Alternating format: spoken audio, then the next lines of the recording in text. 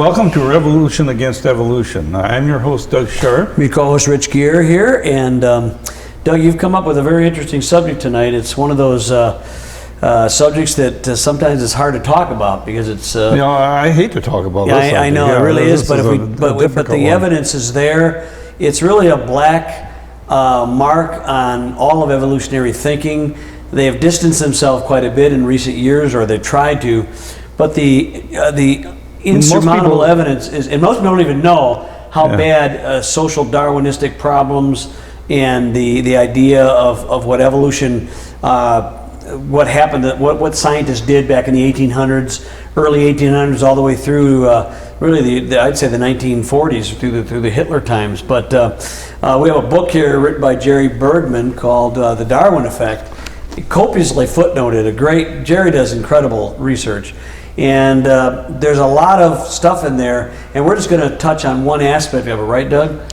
Yeah, we may delve in a little bit more of what this book is about, but basically Jerry is talking about instances where racism and eugenics and other social issues that came up, not so much prevalent as today, although in many cases it is, but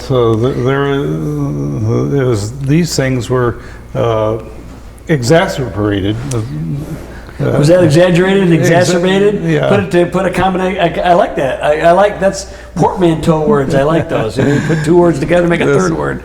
And we're talking tonight about the Tasmanian genocide. Right. And this was something that occurred right around 1800 through the 1860s, 1870s, where as the British took over Australia and Tasmania, the natives who lived there were not treated very well.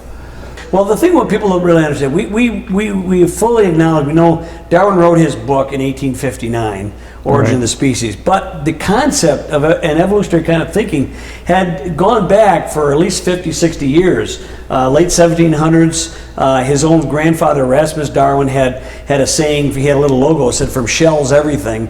The great chain of being, Doug, was sort of they were evolving into evolution, basically, into evolutionists. And you know what, I sort of fault the church on this, because I think it was around the late 1700s that the idea of the gap theory came into being.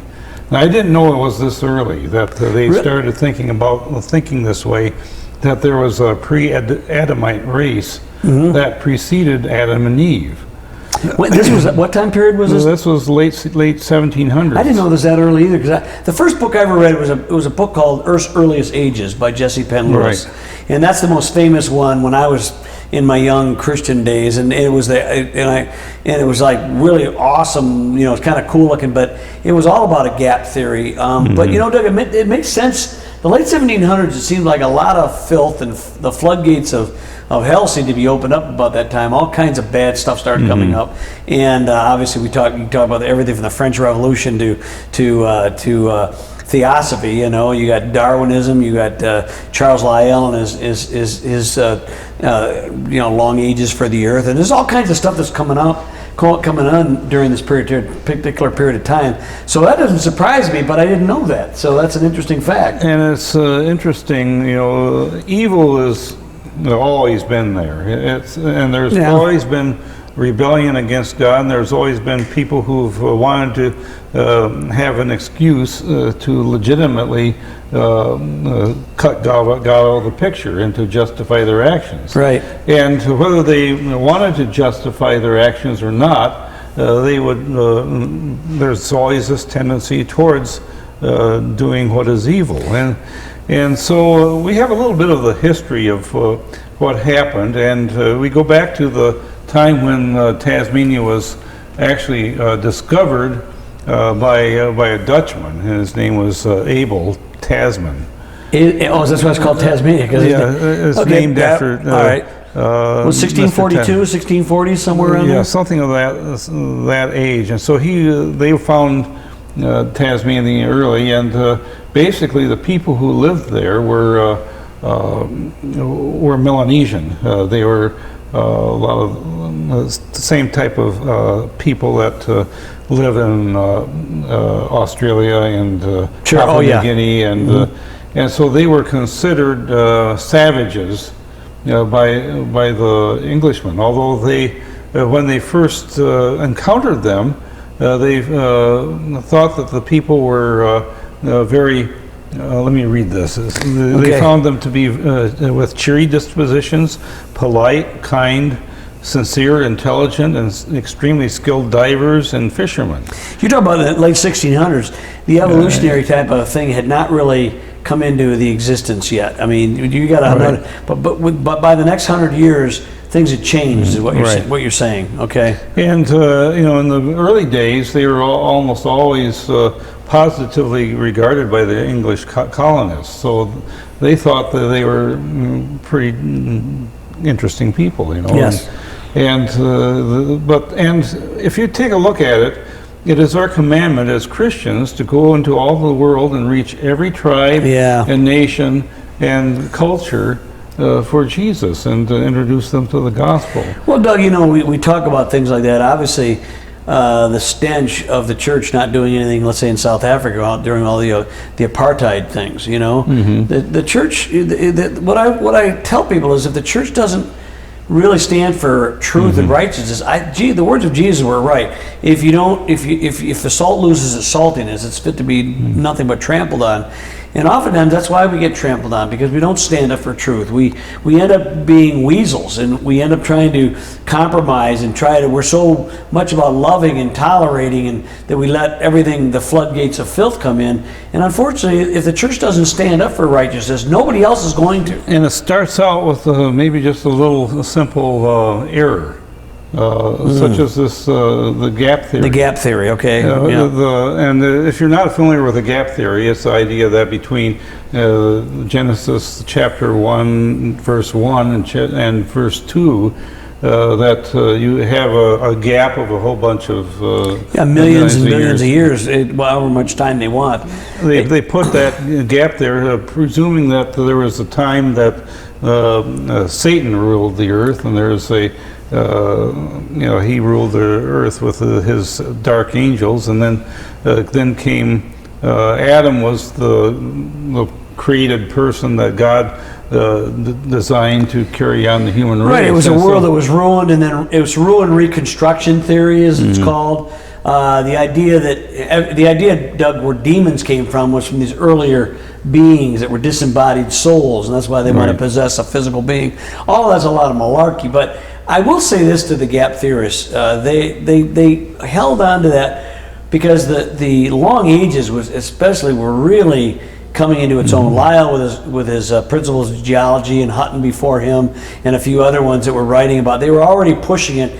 Even some people who were creationists were talking about tranquil flood theories, and they were trying to say that the flood of Noah really didn't change anything. It was some earlier non-biblical flood, which no one's ever known. There's no evidence for. Well, you had Hutton who started out with his James Hutton. I mentioned him. Yeah, and then you would then Cuvier also had the tranquil flood ideas, and Cuvier, as I understand it, was a believer, and he also was a creationist, but he was trying to make ideas of how all these layers could come up. This is long before, Doug, we kind of figured out really how plate tectonics work, and we don't fully know that either, but I mean, we have better ideas. Or evidence with Mount St. Helens. You know, we have all kinds of things that show how strata can get laid down very fast, and it's done through cataclysmic earth forces. But the point of it is that we're getting a little bit out in the sticks here. But the idea is these ideas were building, and what happens is they culminated in the extermination of an entire people. And there are other peoples that were victims of this kind of thinking as well, as Jerry Bergman documents in his book, The Darwin Effect. So Doug, they started out looking at them as cheery, affable people. Then they suddenly decided they were hideous and ugly, and Europeans thought they were beneath them, and there's all this kind of class kind of system, and the church kind of stood by and didn't do a lot. Really didn't do anything, okay? And then the rot of evolution began to come in, or the idea that the Bible really didn't mean what it said fully. Well, what happened was that there was a first skirmish that occurred where a British soldier who was drunk decided that he was going to give the order to fire on the Tasmanians. Oh, really? And so they opened fire on the group of Tasmanians, killed about 50 of them, and that resulted in a lot of animosity from the Tasmanians. You think? And so you had. This is how things start. As you get now you get people mad at each other, and you get a war started, and it resulted in many petty encounters where, and in each of these the natives were continuously defeated. Well, yeah, it's kind of like the Indians here in the United States. I mean, Europe had the technology. You know, you got gunpowder. You got rifles. The Iroquois were the baddest dudes in the block until the English and the French came in and pretty much took it to them with their guns. They couldn't stop them. Well, the Tasmanians, I don't even know. Would they have a few spears, maybe bow and arrows? What they have? I don't even know what they used as weaponry. You know, probably to hunt and fish. But yeah, they're no match for gunpowder. No, they weren't. For rifles. And that was the problem. Is that the whites kidnapped the children and made them laborers, and then. Had the women as consorts or wives, and then mutilated or killed the men, and they tried to clear them off the land. And so eventually, to reduce the population to like 72 adult men, 3 adult women, and no children. And they placed a bounty on them. I guess during that time they sort of started a sport of abo hunting. Well, is that short for Aborigine? Hunting for Aborigines. Okay. Because the Tasmanian people, as I understand you, they didn't really look like the Aborigines of Australia, though. They didn't. No, they were sort of like their own. They had 70 different tribes. Yeah. Okay. And so even amongst themselves, they had their own differences. Okay, but they were generally darker skinned. Right. I would say. Yeah. Yeah. But they didn't have the curly hair, as I understand. They were kind of more. Their hair straighter. It's kind of more like reminds me of some of the Polynesian kind of people. They were darker skinned. I'm not really sure, but anyway. But go ahead. Yeah. And so they put them made them slaves. They did what they call black catching. They'd set traps for them. They'd poison them, and they set a bounty for them. And so they used didn't they poison with strychnine? Yeah. And so there were a number of Christians who attempted to help them, but it turned out that there was a little bit too little and too late when this was going on. I know. Now you have to understand that the culture of Australia was also conducive to some of this, because this is where they would ship out their convicts. Yep, Australia was originally is that Botany Bay? Where is that? It was basically the whole island was Bounty Bay or something, or Botany or whatever it was. Anyway, the thing is, that's what Australia. Most of the descendants. Well, you got migration now, but I mean, originally were all convicts. They were sent by from England, I guess, weren't they? Yeah, England. That was an English prison island, is what it was. So, did some of these people were some of the ones that were going? Yeah, they were the ones making a game out of raping and disfiguring the Tasmanian women and killing and mutilating the men. And Doug, that goes back to your point earlier. We're not trying to link everything to evolutionary bias. Evolution just gives it a validation that it shouldn't have. Sin has existed without evolution. You don't need that. Sin just basically is because we're a fallen group of people. And since Cain killed Abel, we figured out one form or another to justify trying to kill somebody because we don't like the way they look. We don't like the way they act. We don't like how come they're accepted and we're not, or whatever jealousy reason we use. But evolution basically codified it and gave it a scientific backing that made it almost not only justified but a preferred method. I mean, going out and doing some of this stuff was not only not frowned upon, but Doug, after they were done, weren't they trying to use some of these Tasmanians as specimens for some things? Weren't they trying to? Yeah, well, one of the things that they wanted to do once they killed the Tasmanian is that they would boil down to the skeleton and then use the skeleton in their museums. Darwin positioned the Tasmanians as a crucial proof of his theories, along with the people from Tierra del Fuego. The problem was that they were hard to convert to Christianity. That was one of the things that Darwin was. He actually supported the mission to the Fuegans. I heard about that. Yeah, he kept sending him money, even though he was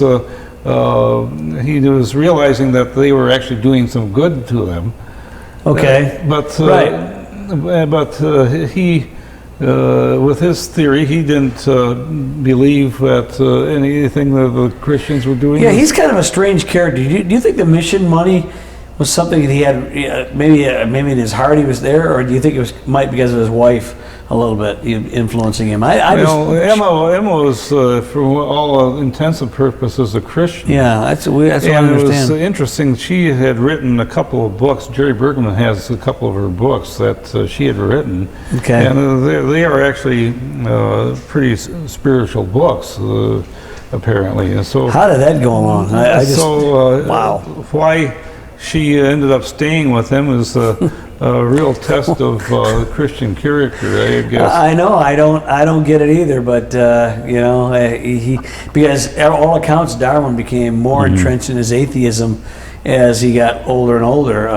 We've debunked that Lady Hope story over the years. It's been debunked many times, but that Darwin converted on his deathbed. There's absolutely no evidence for that. In fact, there's some evidence to the contrary, including testimony by his own son or grandsons, that talked about what he was like. But that aside, Doug, what I was amazed at was the idea. We've talked about Topanga before. Now, he's not a Tasmanian; he's from Africa, a pygmy. A pygmy from Africa, and he was actually put in the St. Louis Zoo. He had somewhat freedom. He was sort of kind of a pop icon in one sense, but he was actually put in there as a primitive savage, showing the missing link between the gorilla and, let's say, the white race, or the Teutonic race, as they used to say. They put him in the same cage with a monkey, or next to it, I think is what it was. But yeah, and they would, and he was tormented by the people around him, and I guess he fashioned a bow and arrow and started shooting arrows at some of the onlookers. I know, yeah. And that story is in Jerry Bergman's book, Darwin Effect. I do highly recommend this book if you want a good history of. It's not only good history, but it's interesting reading, Doug. It's actually very entertainingly written, I thought. So it's not a dry treatise, although he has all the facts there. But boy, when you read some of this stuff, you go, oh my gosh.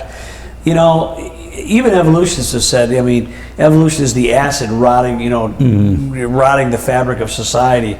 And it does, it rots everything. And I don't understand why people want to hold on to that theory, because it has nothing good to commend it. And based on Darwin did not know about DNA and all that kind of stuff, and all the idea that gross morphological differences, we found out from genetics, they're very minor. That's right. The darkest and most curliest and thick-lipped Aborigine is very, very, very closely related to the palest, white-skinned, thin-lipped Swede. They're not that much different. Okay? No, they aren't. And the fact of the matter is, they can intermarry and produce viable and children who are also viable, who can produce offspring themselves. Not only viable, but often sometimes very beautiful. Yeah, I know.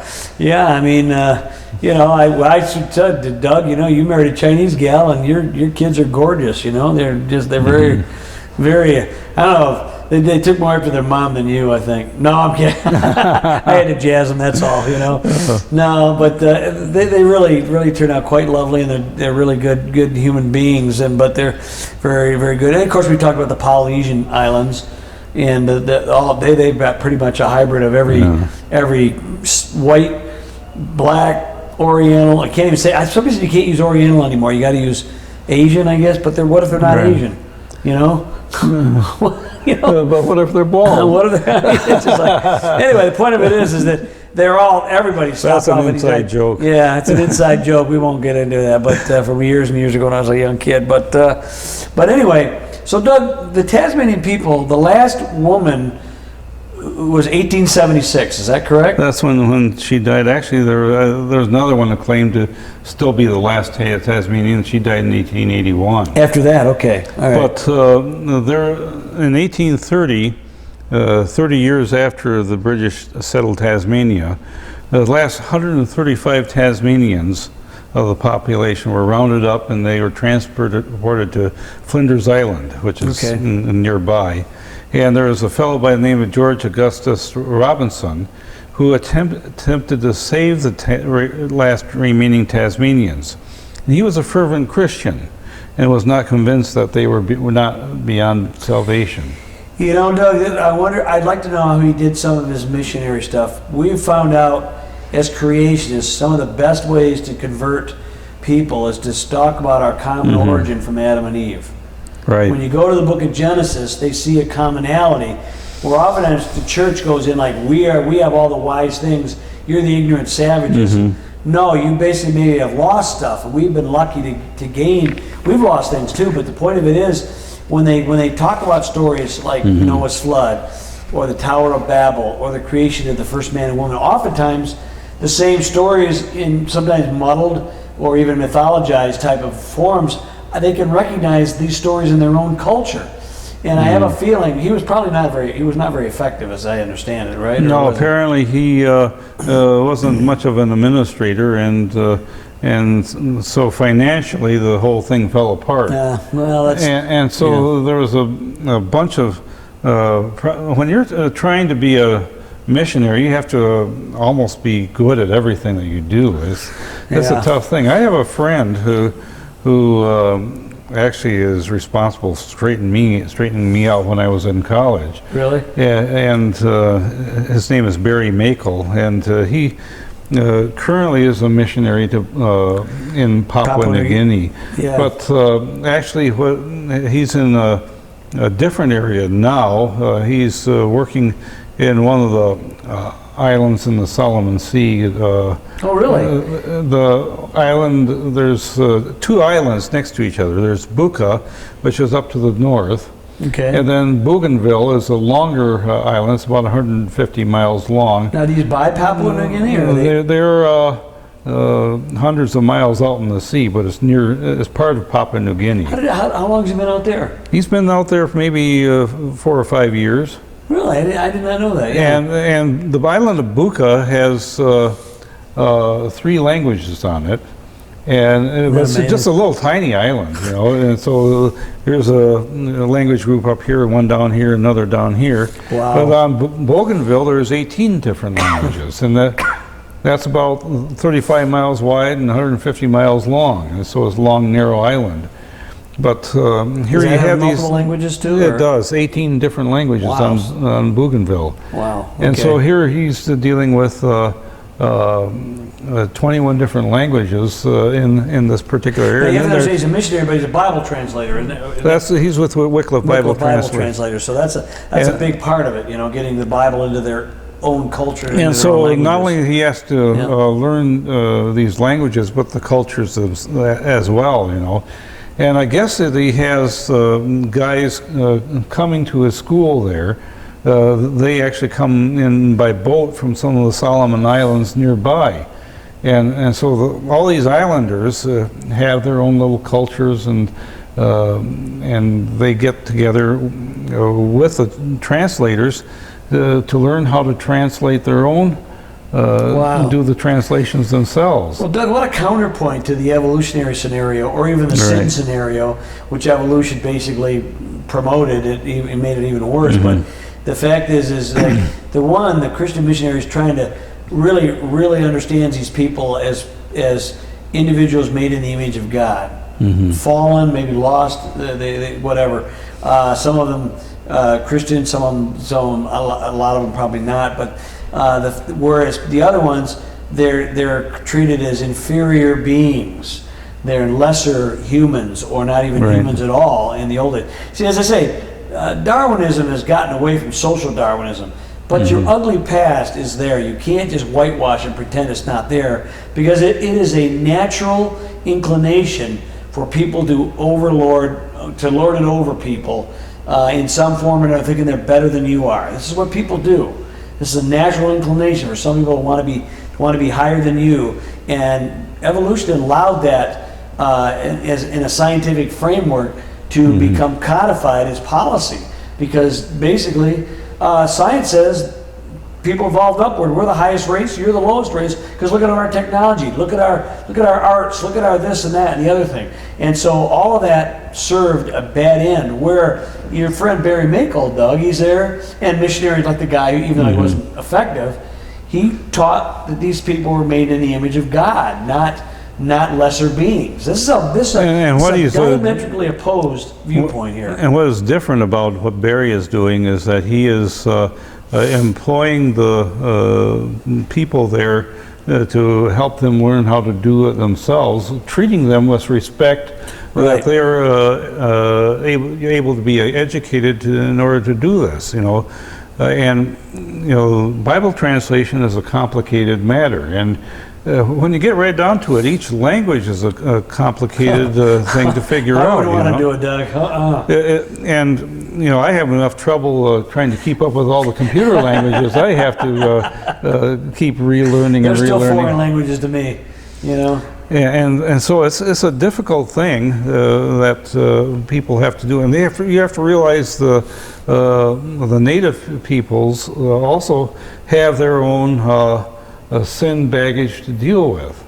Isn't that they're free from any of this as well? They have their own things that they have to overcome, and they need to be taught that Jesus loves them, that he died for their sins, that there is a cure. They know what the right and wrong is, and that they also know that they need to be redeemed from this evil that encompasses their life. And we don't like the fact that all this evil exists around us, and so Christianity offers a new perspective upon how to deal with sin and its nature, and get rid of it out of your life. Doug, I tell you, we're almost done, but there's a book called Eternity in Their Hearts, which talks about missionaries in the past who came out to some of these cultures, and oftentimes they would find certain commonalities in ways that were just remarkable. I'm not going to go into it because we're running out of time, but it's an amazing book, and the different perspective between the Darwinian viewpoint and the Christian viewpoint is just 180 degrees opposite. One creates life, one creates death. We'll see you next time on Revolution Against Evolution.